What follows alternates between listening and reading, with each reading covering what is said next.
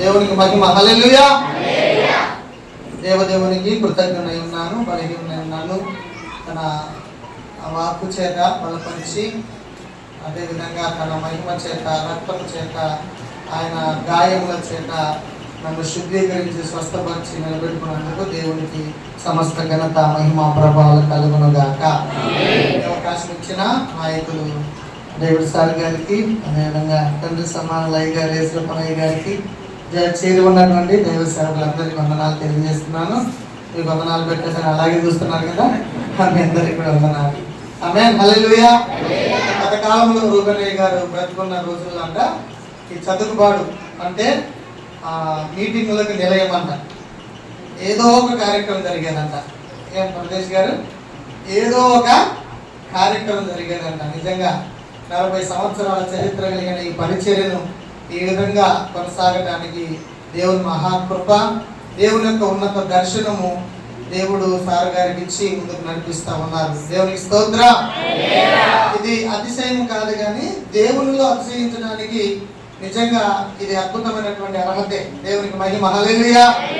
దాన్ని కొనసాగించడం అంటే మామూలు విషయం ఏమీ కాదు. ఏ విషయంలోనైనా ఉద్యోగాలు చేసుకొని లగ్జరీగా బతకచ్చు తెలిసిన వారితో, కానీ దేవుడి మహాకృపను బట్టి ఈ విధంగా పరిచర్యలో రాత్రనక పగలనక ప్రయాణాలు, సార్ గారికి కానీ అయ్య గారికి కానీ చాలా దెబ్బలు తగిలినాయి.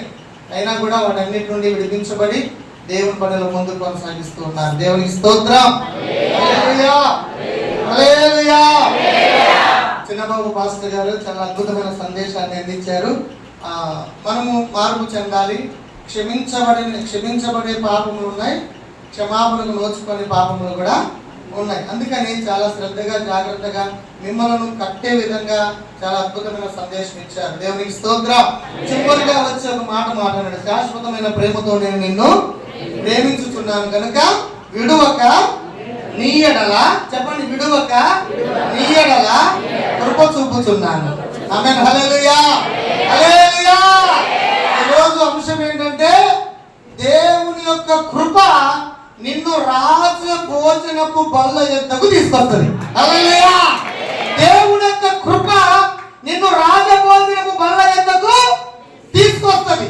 ఒకానొక సమయంలో ఒక వ్యక్తి 5 సంవత్సరాల వయసులోనే, యుద్ధం జరుగుతున్న సమయంలోనే భయంకరమైనటువంటి రీతిలో పరిగెడుతూ ఎత్తుకొని పోతూ ఒక దాసి తీసుకొని పోతున్నప్పుడు 5 సంవత్సరాల వయసులోనే కింద పడి 2 కాళ్ళు పోతాయి. పోయిన తర్వాత భయంకరమైన రీతిలో ఎక్కడో లోయలో బతుకుతున్నాడు. ఆ లోయ పేరు లోయబారు. హల్లెలూయా. ఆ లోయ పేరు లోయబారు. లోయబారు అంటే అర్థం ఏంటంటే నిష్ప్రయోజనమైన స్థలం, మేత లేని స్థలం, విలువ లేని స్థలం, రాజ్యం లేదు, రాజు లేడు, గౌరవం లేదు, భవిష్యత్తు పైన ఆశ లేదు. అయినను ఒక ప్రమాణం ఉంది, అయినను ఒక ఒడంబడిక ఉంది, అయినను ఒక నిబంధన ఉంది. హల్లెలూయా. హల్లెలూయా. శాశ్వతమైన ప్రేమతో ప్రేమించి అబ్రహాము దేవుడని, ఇస్సాకు దేవుడని, యాకోబు దేవుడని ఆకాశ నక్షత్రాలు చూపి, ఇసుక రేణువులు చూపి నేటి వరకు 840 కోట్ల మంది ప్రజానికాన్ని ప్రపంచవ్యాప్తంగా ఇదే పరిపాలన చేస్తున్న ఈ దేవునికి ఎక్కడో లోయలో బతుకుతున్న వారి మీద కన్నుబడింది. స్తోత్రం చెప్పండి గట్టిగా. ఒకవేళ దేవుని ప్రేమకు నోచుకోలేకపోతే, శాశ్వతమైన ప్రేమతో ప్రేమిస్తున్న దేవుని చెంతకు రాలేని స్థితిలో, నిష్ప్రయోజనమైన స్థితిలో, మేత లేని స్థలంలో, విలువ లేని స్థలంలో, గౌరవం లేని స్థలంలో, నీవు అనుకున్నటువంటి స్థాయిని పొందలేని స్థలంలో నువ్వు ఉంటే, ప్రభు ఈ సంఘ క్షేమాభివృద్ధి కూడికల ద్వారా మాట్లాడుతున్న మాట ఏంటంటే ఆయనే నిన్ను చూడబోతున్నాడు. ఈ రోజు ఆయన ఎందుకు రాబోతున్నాడు? ఈ రోజు ఎక్కడో లోకమారులో ఉన్నవాడు ఆయన రాజు వెతకలేదు, రాజు అతన్ని వెతికాడు. స్తోత్రం చెప్పండి. తండ్రి కృపాసనంలో ఉన్నట్టు విడిచిపెట్టకూడదని బాధ్యతను ఎంచుకోలేక రిక్తులుగా, దరిద్రులుగా, ఏమి లేనివాడుగా ఈ భూలోకానికి రావడానికి కారణం ఏమిటయ్యా అంటే శాశ్వతమైన ప్రేమతో నేను నిన్ను ప్రేమించుతున్నాను కనుక విడువక నీ ఎడల. దేవునికి స్తోత్రం. హల్లెలూయా. హల్లెలూయా. దావీదు, యోనాతాను ఒక ప్రమాణం ఉంది వారిద్దరి మధ్య. ఏమిటయ్యా ప్రమాణం? ఏమిటా ఒప్పందం? ఏమిటా ఒడంబడిక? ఏమిటా ప్రతిజ్ఞ? ఏం మాట్లాడుకున్నారు వాళ్ళిద్దరు అని అంటే, ఇదిగో ఓ రాజా, ఈ యుద్ధంలో నువ్వు చచ్చిపోతే నీ సంతతి నేను చూసుకుంటా, నేను చచ్చిపోతే నా పిల్లలు చూడాలా. స్తోత్రం చెప్పండి. చెప్పండి. హల్లెలూయా. నువ్వు చచ్చిపోతే నీ భార్య బిడ్డలను నీ సంతతిని నేను చూసుకుంటా, అదే నేనే చచ్చిపోయిన యుద్ధంలో నా బిడ్డను నువ్వు చూడాలి. ఓకేనా? ప్రమాణం, ఒట్టు, ఒట్టు, ప్రామిస్. yes promise. నేను మాట ఇస్తే తప్పనన్నాడు దావీదు. స్తోత్రం కలుగును గాక. రాజ్యం వచ్చింది, రాజయ్యాడు, పరిపాలన చేస్తున్నాడు. శాశ్వతమైన ప్రేమ అన్న మాటకి దావీదు హృదయాంతరంగా ఎప్పుడు ఆరాధించే హృదయం గనక, దేవుని మనసు తన మనసులోకి వస్తుంది గనక, దేవుని తలంపులు తన తలంపులోకి వస్తాయి గనక, దేవుని ఆలోచనలు తన ఆలోచనలకు వస్తాయి గనక, ఆరాధించిన వ్యక్తి పరలోకమున దేవుని హృదయంలో ఆలోచనల్ని తీసుకోగలడు భూమి మీద. హల్లెలూయా, హల్లెలూయా. అలాంటి సందర్భంలో అతను జ్ఞాపకం వచ్చాడు, అయ్యా ఉపకారం చూపడానికి ఎవరైనా చెప్పండి, చెప్పండి, ఉపకారం చూపడానికి ఎవరైనా ఉన్నారా? ఎస్ రాజా. అక్కడ కామా పెడదాం. హల్లెలూయా. ఇప్పుడు కూడా ఈ రోజుల్లో కూడా క్రైస్తవులు డిప్రెషన్ లో, డిస్కరేజ్మెంట్ లో, డిసప్పాయింట్మెంట్ లో ఉన్నారు. పైకి బాగానే ఉన్నారు కానీ లోకమారులోనే ఉన్నారు. పైకి నవ్వుతూ ఉన్నారు కానీ అంతరంగంలో వేదన ఉంది, చింత ఉంది, దిగులు ఉంది, కష్టం ఉంది, కన్నీరు ఉంది. అది ఎవరు తీర్చలేరు. ఎవరు తీరుస్తారు? చెప్పండి, చెప్పండి. ఇందాక సేవకులు అన్నట్టుగా పితరులు ప్రారంభించినటువంటి ఆ భక్తిని, విశ్వాసమును ఒక్కసారి జ్ఞాపకం చేసుకుంటే ఖచ్చితంగా మరలా వాగ్దానం మరలా దారిలోకి వస్తుంది. వాగ్దానం మరలా దారి పడుతుంది. మార్గాలు సరళమవుతాయి.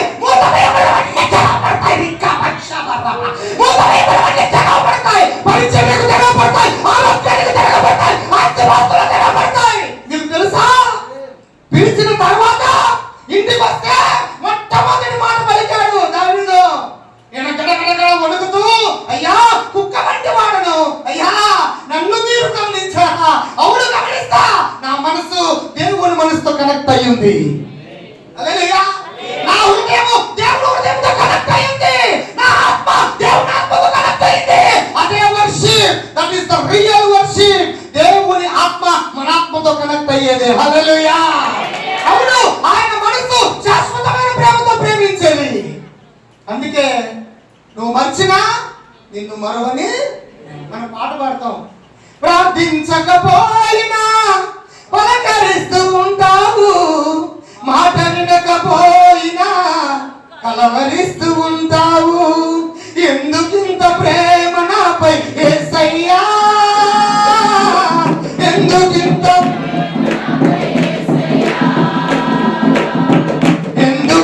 ప్రేమ నాపై యేసయ్యా, ఎందుకింత. హల్లెలూయా.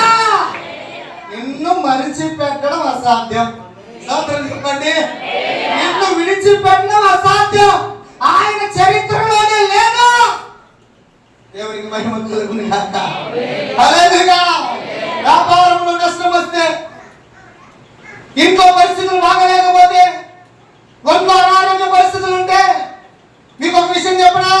ఒక మహాప్రవక్త, పెద్ద ప్రవక్త, ఏలియా ప్రవక్త, అభిషేకం పొందిన వాడు, నాయకులు తయారు చేసిన వాడు, రాజ్యాన్ని పరిపాలించిన వాడు, రాజులను అభిషేకించి సింహాసనం మీద కూర్చొని ఇలా చేయి పరిపాలనని రోజు చేసిన ఒక వ్యక్తి భయపడ్డాడు. ఒక రోజు తెలుసు కదా మీకు? భయపడ్డాడు, భయపడ్డారా? ఇంత మట్టుకు చాలు. ఏమన్నాడు? చెప్పాలి. రిప్లై బాగుంటే సప్లై బాగా ఉంటుంది. చెప్పండి. ఇంత మట్టుకు, నా బ్రతుకు ఇంత మట్టుకు చాలు, నా సేవ ఇంత మట్టుకు చాలు, నా మినిస్ట్రీ ఇంత మట్టుకు చాలు, నా ఆరోగ్యం ఇంత మట్టుకు చాలు. ఇక నేను ఏమి చేయలేను, ఏమి మాట్లాడలేను, ఏమి నా వల్ల తెగదు అని అనుకోవద్దు. ఈ రోజు దేవుడు రీఛార్జ్ చేస్తున్నాడు. హల్లెలూయా. ఈ రోజు దేవుడు పులికొల్పుతున్నాడు. దేవుడి కొరకు. హల్లెలూయా. పడిపోయిన వారిని నా దేవుడు ఉద్ధరించబోతున్నాడు. ఎక్కడ ఏ విషయంలో పడిపోయావో ఉద్ధరిస్తాడు ఈ రోజు. అంత గొప్ప ప్రవక్త భయపడి దాక్కొని పారిపోతుంటే దేవుడు పోదే పోరా అన్నాడా? ఏమన్నాడు?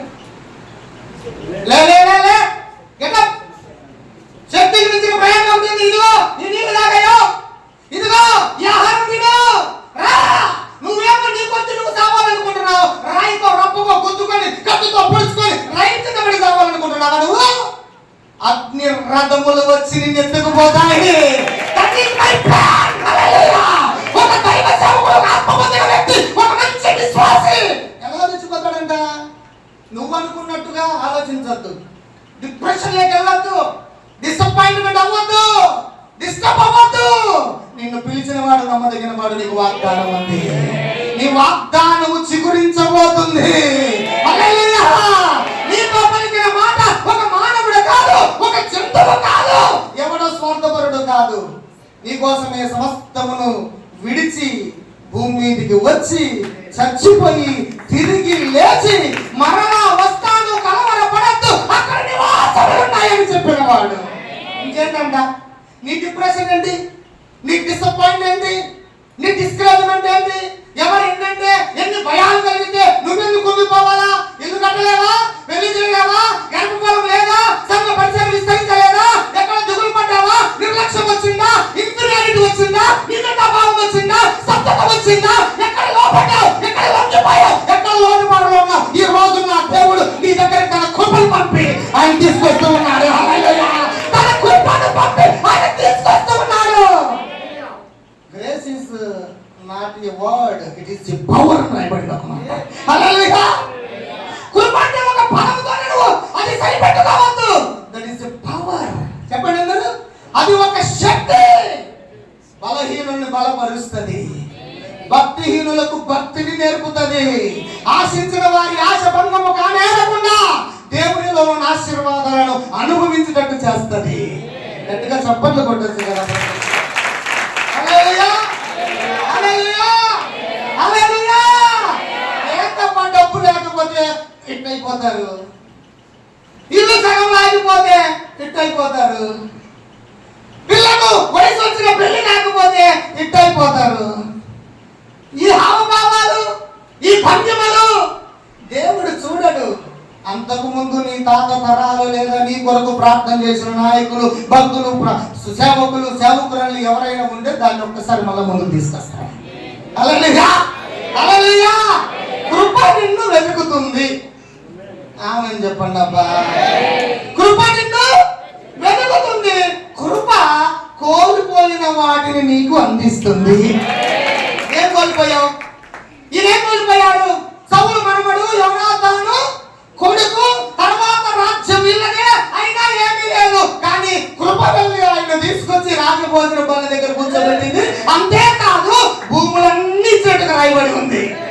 ఏదైతే అనుకున్నావో, ఏమి చేయాలనుకున్నావో అది నీ కొరకు సబ్సిడెంట్ గా సంపూర్ణంగా నీ ఎదుట ఉన్నాయి. నువ్వు ఇక్కడ మాత్రం ఆగద్దు, ఇక్కడ మాత్రం కూర్చోవద్దు, ఇక్కడ మాత్రం ఉండద్దు.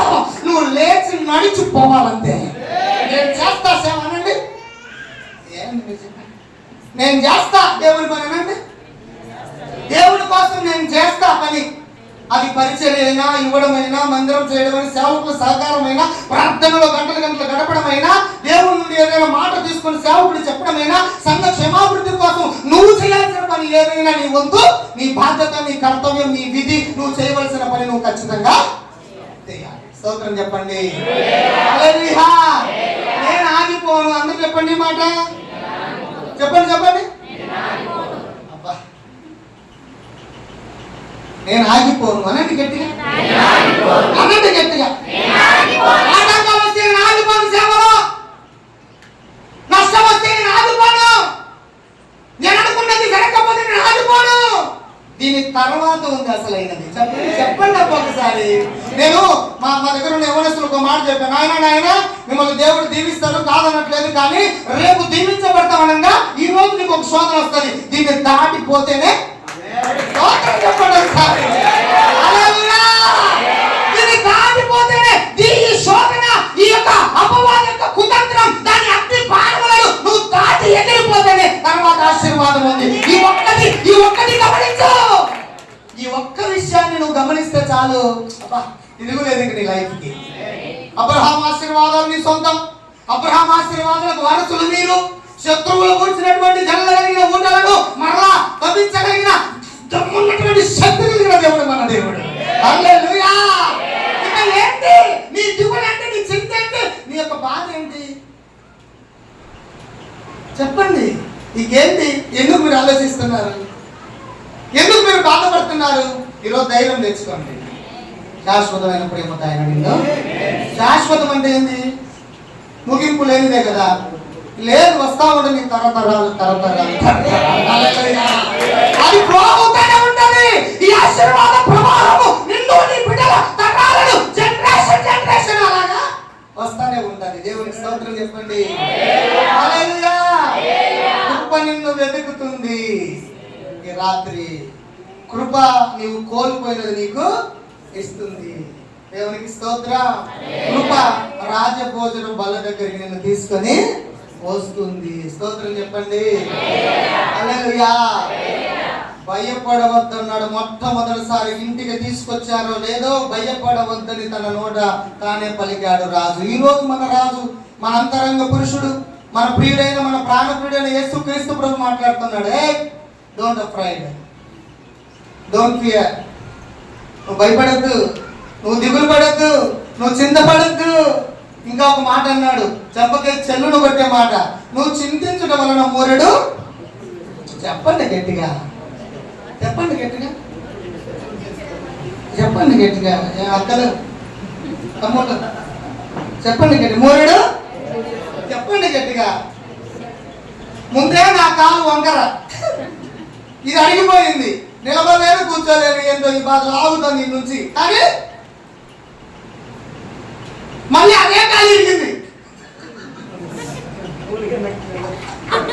ఏ కాలైతే టింగు రంగు నా రంగముడు మంగ మూసులోడు అని, ఏ కాలైతే నాకు టింగు రంగు అంటుందో ఆ కాలి మళ్ళీ ఇరిగింది. ఏమంటారు మీరేమంటారు? దిగులు పడి సింతపడి, అబ్బో నన్ను ఇంత చేశాడు నా దేవుడు, నన్ను అడ్డ చేశాడు, నువ్వు నన్ను సరిగ్గా చూడలేదు, ఇవన్నీ వస్తాయి నీకు, నాకు రాలే. స్తోత్రం చెప్పండి గట్టిగా. హల్లెలూయా. ఖగోళ శాస్త్రవేత్త ఎవరో ఇట్లా ఏం పేరు కుర్చీలో ఉండి స్టీఫెన్ హాకింగ్ మంచి సైంటిస్ట్. అంటే అంతరిక్షంలో జరుగుతున్నటువంటి విషయాలన్నీ ఆయన పరిశోధించాడు. కింద నుండే ఏం లేదు. మళ్ళీ ఎప్పుడు వీల్ చైర్కు మరి మనకు రోషం రావాలా రాకూడదా? డిసప్పాయింట్ అవుతామా? స్తోత్రం.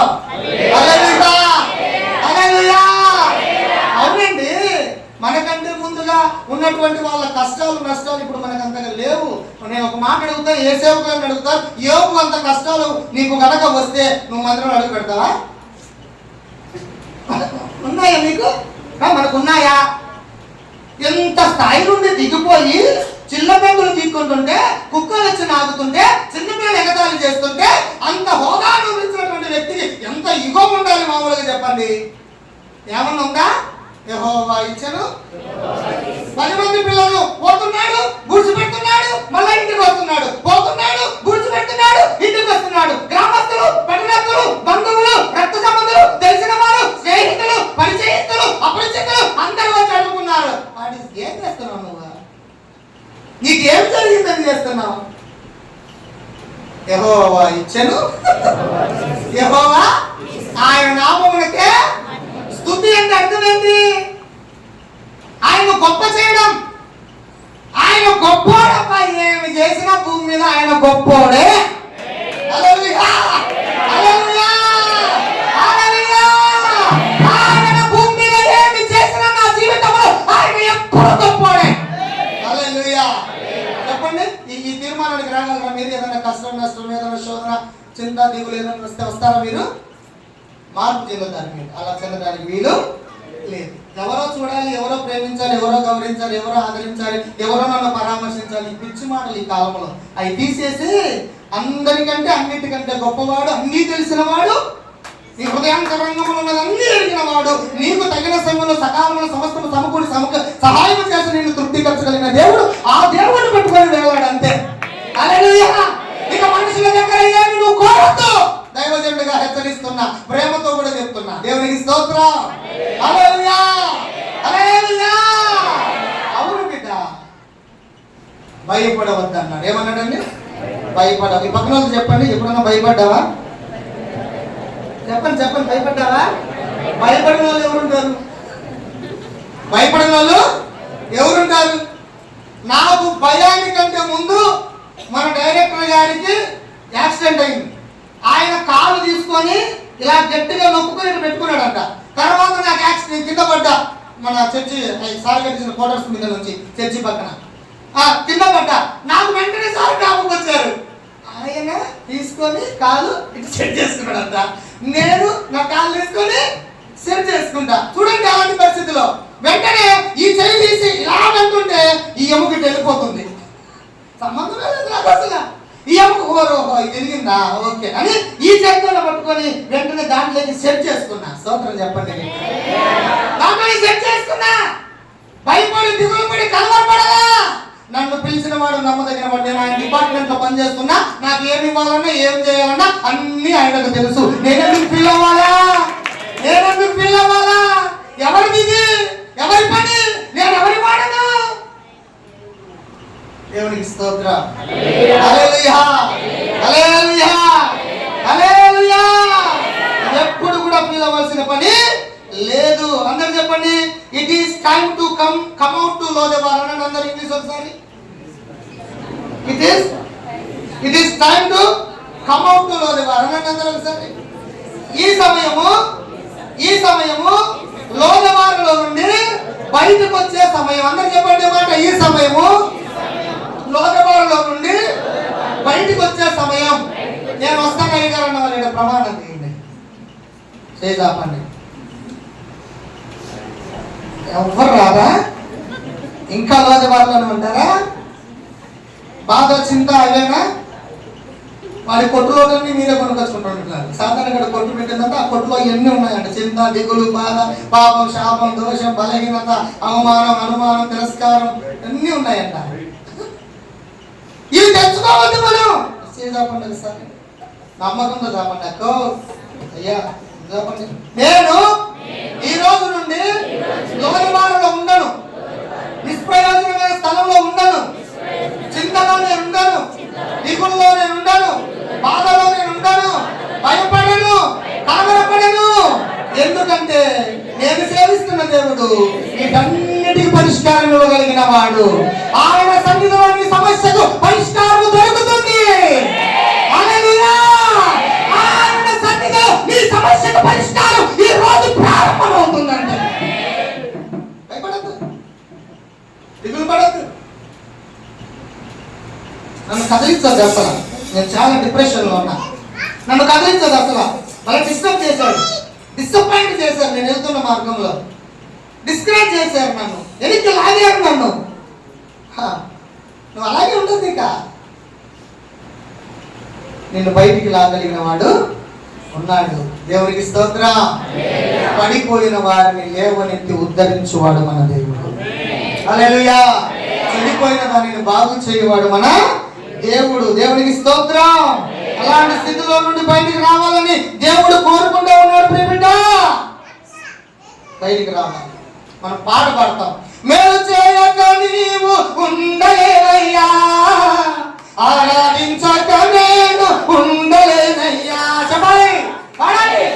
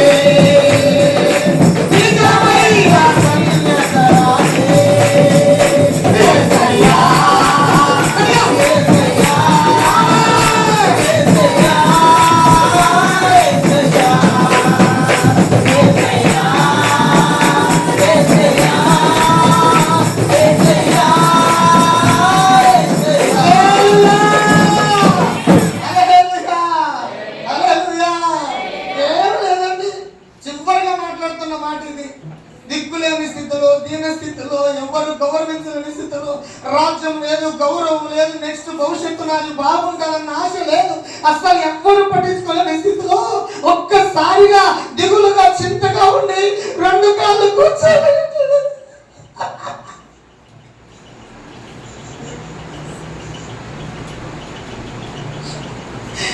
ఎవరో వచ్చి తలుపు కొడితే దాక్కుంటా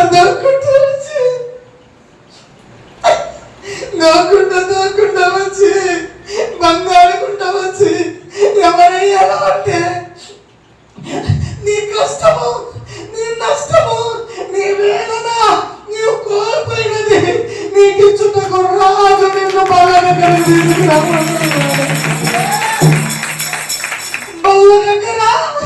కూర్చుంటే లోపం కనబడుతుందా? బల్ల దగ్గర కూర్చుంటే లోపం కనబడుతుందా? కాళ్ళు ఉన్నాయా లేదా అని కనబడుతుందా? బలహీనుడానికి కనబడుతుందా? కనబడదే. మాఫీ చేశాడు, గౌరవాన్ని ఇచ్చాడు, భవిష్యత్తుపై ఆశ కలిగించాడు. అది మన దేవుని శాశ్వతమైన ప్రేమ. ఏంటి తల్లి ఏమో ఫీల్ అయిపోతున్నావు? ఎవరో చూడట్లేదని, ఎవరో చేయట్లేదని, ఏదో జరగలేదని, నా భక్తించదని, నా ప్రార్థన దేవుడు ఆలకించడని, నా మినిస్ట్రీ ముందుకు పోదని, నా పరిచయం అభివృద్ధి అవ్వదని, నా బలహీనత ఇట్లా ఉండాలని ఎందుకు నెగటివ్ థాట్స్ తో బతుకుతున్నావు? నిన్ను పిలిచిన వాడు ఎలాంటి వాడు? దావీదు కుమారుడా, నన్ను దాటిపోవద్దని ఒక్క మాట పలికితే ఆ చేత ప్రాంతమంతా కింగురమైనబడింది. జన సమూహమంతా ఆయన నిలబడుతున్నారు. నువ్వు అరవదాకుని అంటుంటే వాడు మరీ గట్టిగా కేకలు వేశాడు కదా, మరీ గట్టిగా కేకలు వేశాడు. దావీదు కుమారుడా, నన్ను దాటిపోవద్దని అంటే దగ్గర నిలబడి అతని దగ్గరికి వచ్చి నా వలన నీవు ఏమి కోరుకుంటున్నావని అడిగారండి. హల్లెలూయా. అసలు నేను వచ్చిన విషయం నీకు ఎలా తెలుసు అని అడిగితే, నిన్ను తాకిన గాలి నాకు తెలియజేసింది. నువ్వు అడుగు పెట్టిన ఈ భూమి స్పర్శ, నా దేవుడవు, సృష్టికర్తవు, నా దగ్గరకు వస్తున్నావని నాకు ఆ యొక్క సూచనలు కనబడ్డాయి ప్రభువా. ఆ వైబ్స్ కనబడ్డాయంట, ఆ వైబ్స్ వినబడ్డాయంట, ఆ వైబ్స్ తిరిగాయంట తన చుట్టూ. నా స్పర్శను చాలా సృష్టి ద్వారా, నీ వినికిడి ద్వారా, నా మీద ఉన్న ప్రేమ ద్వారా, నేనేదైనా చెయ్యగలను అన్నటువంటి ఆకాంక్ష ద్వారా నన్ను నీ దగ్గరికి తీసుకొచ్చింది. చూడు, నీకేం కావాలయ్యా? నేను నిన్ను చూడాలనుకుంటున్నానయ్యా. వెంటనే ముట్టాడు. గుడ్డివాడి కన్నులు తెరవబడ్డాయి. మొట్టమొదట తాను సృష్టించిన సృష్టికర్తైన దేవుణ్ణి తన కళ్ళతో చూశాడు. జన్మ ధన్యమైపోయింది. నా సేవకులు చెప్పినట్టుగా అద్భుతాలు నీ చుట్టూ జరుగుతున్నాయి, కానీ నువ్వు గమనించలేకపోతున్నావు. ఆత్మీయ స్పృహలోకి రండి, ఆత్మీయ స్పర్శలో ఉండండి. నా ప్రభు నిన్ను ఖచ్చితంగా రాజభోజనపు బల్ల ఎంత కూర్చోబెట్టబోతున్నాడు. This is the prophetical word in the church congregation. ఇది ప్రవచనాత్మకమైనటువంటి మాట ఇక్కడ ఉన్న ప్రజానికానికి. ఆయన కృప నేను ఆ విధంగా తయారు చేస్తాను. నేను భయపడను, నేను దిగులు పడను, నేను చింతపడని ప్రభుతో ఈ రోజు ఒక నిబంధన చేస్తాను. నాకు దగ్గరగా ఉంటే నేనెందుకు ఫీల్ అవుతానయ్యా? ఇల్లు నాదా, పిల్లలు నా వాళ్ళ, భార్య బిడ్డలు నా వాళ్ళ, నీ ఇచ్చినంత నాదా, భూమి మీదకి పంపావు, నా కోసం ఏమి నుంచి వహిస్తావు, నేను ఎందుకు ఫీల్ అవుతున్నా ప్రభా? నాకు ఈ డిస్టర్బెన్స్ మనసు తీసే ప్రభా నువ్వు అడగాలి. ఈ రోజు నువ్వు ఫ్రీ అవ్వాలి. ఈ రోజు హల్లెలూయా, నువ్వు తేలిక అవ్వాలి. ఈ రోజు ప్రతి డిప్రెషన్ నుండి, డిసప్పాయింట్ నుండి, డిస్కరేజ్ నుండి నువ్వు బయటికి రావాలా, బయటికి రావాలా. లోదెబార్ నుండి బయటికి రావాలా, నిష్ప్రయోజన స్థితి నుండి బయటికి రావాలా, మేకలాంటి స్థితి నుండి బయటికి రావాలా. ఏమాత్రం ప్రయోజనం లేని స్థలంలో నువ్వు బయటికి రావాలా. ఆ మనసు తీసేయి. రాత్రి అందరూ తల మీద చేయబెట్టుకోండి.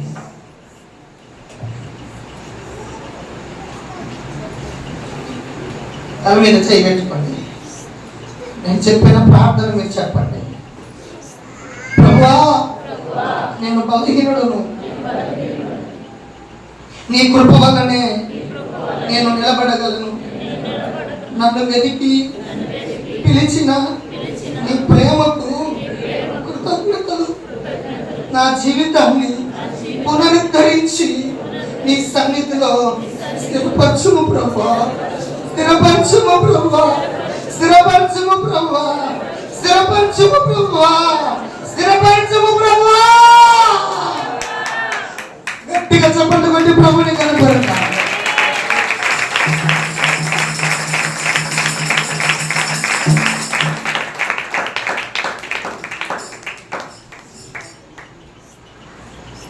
యోగ్యత లేకున్నా ప్రేమించావు, ఇది కేవలం నీ కృపయే.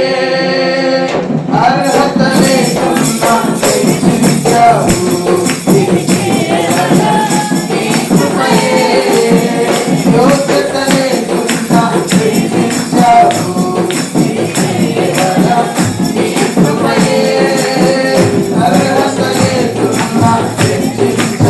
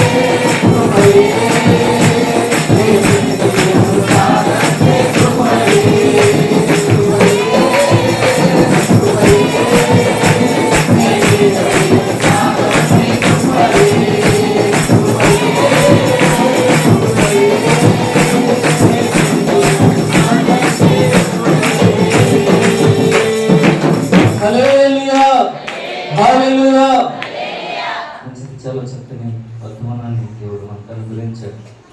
నిత్యం ఉన్న స్థలంలో నువ్వు ఈరోజు నిలబడగలిగితే దేవుడు నీ ప్రతి అవసరం కూడా తీర్చి దేవుడుగా ఉంటున్నాడు. హల్లెలూయా. చక్కని వర్తమానాన్ని ఇచ్చిన దైవ సేవకుడికి ప్రభు పేరిట వందనాలు తెలియజేస్తున్నాను. ఈ సమయంలో ప్రార్థన చేసుకుందాం. వర్తమానం కొరకు మన మధ్యలో చిరుకుడు పళ్ళు దేవుని పరిచయం చేస్తున్న దైవ సేవకులు దాస్ పాస్టర్ గారు ఉన్నారు. వారు వచ్చి ప్రార్థన చేస్తారు. ఆ తదుపరి జగన్ పాస్టర్ గారు కూడా ప్రార్థన చేస్తారు.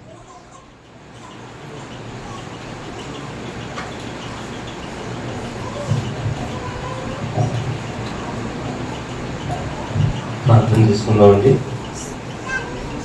స్తోత్రం స్తోత్రం స్తోత్రం స్తోత్రం స్తోత్రం. హల్లెలూయా హల్లెలూయా హల్లెలూయా. స్తోత్రం మహాపరిశుద్ధుడా, ప్రేమ గల మా తండ్రి, మీ కొందరం స్తోత్రం నాయన. ఇంతవరకు ప్రభా, మీ దివ్యమైన వాక్ ద్వారా మీరు మాతో మాట్లాడిన విధానాన్ని బట్టి నీ వందనములు స్తోత్రాలు నాయన. అవును నాయన, ఎన్నిక లేని స్థితిగలంలో మీ వందనములు స్తోత్రాలు నాయన. ఏ యోగ్యత లేని వారు ప్రభా, ఎందుకు పనికిమాలిన వారిపైన మమ్మల్ని ప్రభా నువ్వు ఏర్పాటు చేసుకుని ప్రభా అయ్యా పనికొచ్చే పాత్రగా మమ్మల్ని ఏర్పాటు చేసుకున్నందుకు మీకు వందనములు స్తోత్రాలు నాయన. అయ్యా మీకు వందనములు స్తోత్రాలు నాయన. నీచులైన వారిని ప్రభా, ఎన్నిక లేని వారు దేవా మీకు వందనములు స్తోత్రాలు నాయన. ఈ యొక్క రాత్రికాల సమయంలో ప్రభా ప్రతి ఒక్క హృదయాన్ని నువ్వు తాకిన విధానాన్ని బట్టి నీకు వందనములు స్తోత్రాలు నాయన. ఈ రాత్రికాల సమయంలో ప్రభా ప్రతి ఒక్క బిడ్డతో మీరు మాట్లాడే దేవా మీకు వందనములు స్తోత్రాలు నాయన. ఆ లోయ భావం నుంచి రావడానికి ప్రభా నీ కృప సహాయం చేయదేవా మీకు వందనములు స్తోత్రాలు నాయన. పాపము నుంచి శాపము నుంచి అయా వారు ఉండకుండా ప్రభా పాప శాపం నుంచి ప్రభా వారు బయటికి రావడానికి నీ కృప సహాయం చేయదేవా ప్రభా. ఇక నుంచి ప్రభా నీకు మహిమకరంగా జీవించే భాగ్యం దాయించేదేవా మీకు వందనాలు ప్రభా. ఒక దీవెనైన ఒక ఆశీర్వాదమైన ప్రభా పొందుకోవడానికి ప్రభా నువ్వు కృప సహాయం చేసినందుకు నీకు వందనాలు ప్రభా. అయ్యా ఈ రాత్రికాల సమయం నుంచి ప్రభా ఒక తీర్మానం కలిగిన బిడ్డలాగొట్టడానికి ప్రభా నీ కృప సహాయం చేయదేవా మీకు వందనాలు ప్రభా. వాక్యం అందించి నీ దాసులను బలపరచు స్థిరపరచు ప్రభా. నీ దాసులకు మంచి ఆరోగ్యం దయచేదేవా. ఇంకా బహుబలంగా మీరు వాడుకోండి దేవా. నీ ఆత్మ అభిషేకముతో నీకు వాడుకోండి దేవా మీకు వందనాలు ప్రభా. అన్ని విషయాలు మీరే సహాయం చేయమని యేసు పరిశుద్ధ నామములో ప్రార్థించి అడిగి వేడుకుంటున్నాము తండ్రి. ఆమేన్.